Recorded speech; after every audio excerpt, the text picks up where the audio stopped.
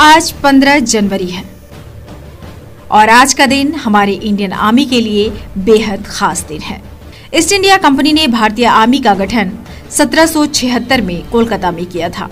तब इस आर्मी से अंग्रेजों की संख्या अधिक और भारतीयों की कम थी। उस समय भारतीयों को अधिकारी पद पर नहीं रखा जाता था।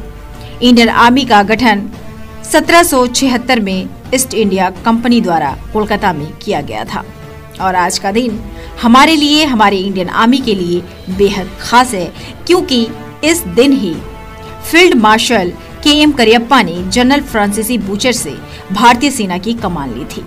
फ्रांसिस बूचर भारत के अंतिम ब्रिटिश कमांडर इन चीफ थे। वहीं सेना की कमान लेने के बाद फील्ड मार्शल के.एम. करियप्पा भारतीय आर्मी के पहले कमांडर इन चीफ बने थे। करियप्पा के भारतीय थल सेना के शीर्ष कमांडर का पदभार ग्रहण करने के उपलक्ष्य में ही आज के दिन हर साल इंडियन आर्मी डे मनाया जाता है।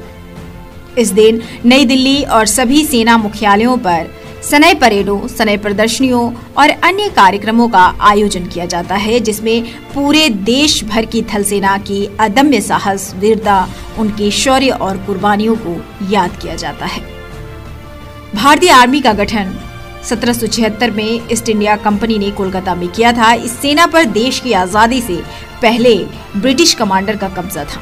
साल 1947 में जब देश आजाद हुआ, तब भी भारतीय सेना का अध्यक्ष ब्रिटिश मूल का ही होता था। करीब 2 साल बाद 15 जनवरी 1949 में आजाद भारत के आखिरी British commander in chief general Francis butcher ने भारतीय सेना की कमान भारतीय लेफ्टिनेंट जनरल के.एम. करियप्पा को सौंपी। ये आजाद भारत के पहले भारतीय सैन्य कमांडर बने। ये भारत के इतिहास की सबसे महत्वपूर्ण घटनाओं में से एक है। इसलिए 15 जनवरी को हर साल भारतीय सेना दिवस के तौर पर मनाया जाता है। आर्मी डे को सेलिब्रेट करने का एक मकसद उन सभी शहीदों को सलाम करना भी है, जिन्होंने देश की रक्षा में अपने प्राण त्याग दिए, और उन सैनिकों को भी सलाम करना है जो देश की सेवा में लगे हुए हैं। भारतीय सेना के इतिहास पर एक नजर डालें तो ईस्ट इंडिया कंपनी ने भारतीय आर्मी का गठन 1776 में कोलकाता में किया था। तब इस आर्मी में अंग्रेजों की संख्या अधिक और भारतीयों की कम थी, जैसे कि मैंने आपको पहले बताया। उस समय भारतीयों को अधिकारी पद नहीं दिया जाता था। जब करियप्पा सेना प्रमुख बने तो भारतीय सेना में लगभग 2 लाख सैनिक थे। वहीं आज भारतीय सेना में करीब 12,255 से भी ज्यादा सक्रिय सैनिक हैं। आज के समय में यूएसए और चीन के बाद इंडियन आर्मी दुनिया की तीसरी सबसे बड़ी मिलिट्री कंटीजेंट है। वहीं यूएन पीसकीपिंग में आज इंडियन आर्मी के सबसे ज्यादा सैनिक हर वर्ष जाते हैं।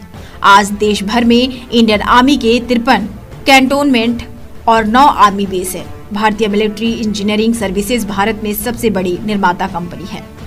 इंडियन आर्मी की असम राइफल सबसे पुराना पैरामिलिट्री फोर्स है, जिसकी स्थापना वर्ष 1835 में की गई थी।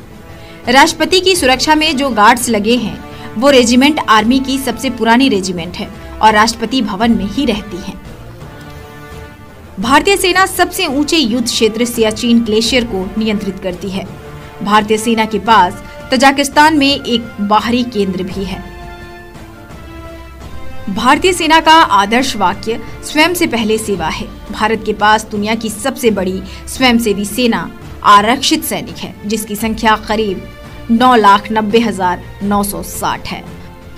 1899 में कर्नाटक की कुर्ग में जन्मे फील्ड मार्शल करियप्पा ने महज 20 वर्ष की उम्र में ब्रिटिश इंडियन आर्मी में नौकरी शुरू की थी।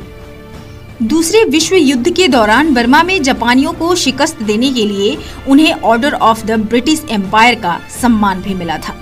करियप्पा ने वर्ष 1947 के भारत पाक युद्ध में पश्चिमी सीमा पर सेना का नेतृत्व किया था। भारत पाक आजादी के वक्त उन्हें दोनों देशों की सेनाओं के बंटवारे की जिम्मेदारी सौंपी गई थी। करियप्पा साल 1953 में रिटायर हो गए थे और बाद में उन्होंने 1956 तक ऑस्ट्रेलिया और न्यूजीलैंड में भारत के उच्चायुक्त के रूप में काम किया। 94 साल की उम्र में साल 1993 में उनका निधन हुआ था। कहते हैं भारत सेना में फील्ड मार्शल का पद सर्वोच्च होता है। ये पद सम्मान स्वरूप दिया जाता है। भारतीय इतिहास में अभी तक ये रैंक सिर्फ 2 अधिकारियों को दिया गया है। देश के पहले फील्ड मार्शल सैम मानेकशॉ हैं। उन्हें जनवरी 1973 में राष्ट्रपति ने फील्ड मार्शल पद से सम्मानित किया था। वहीं A.M. करियप्पा देश के दूसरे फील्ड मार्शल थे। उन्हें 1986 में फील्ड मार्शल बनाया गया था। आज का ये दिन K.M. करियप्पा के नाम पर मनाया जाता है, जिसे हम इंडियन आर्मी डे के नाम से जानते हैं।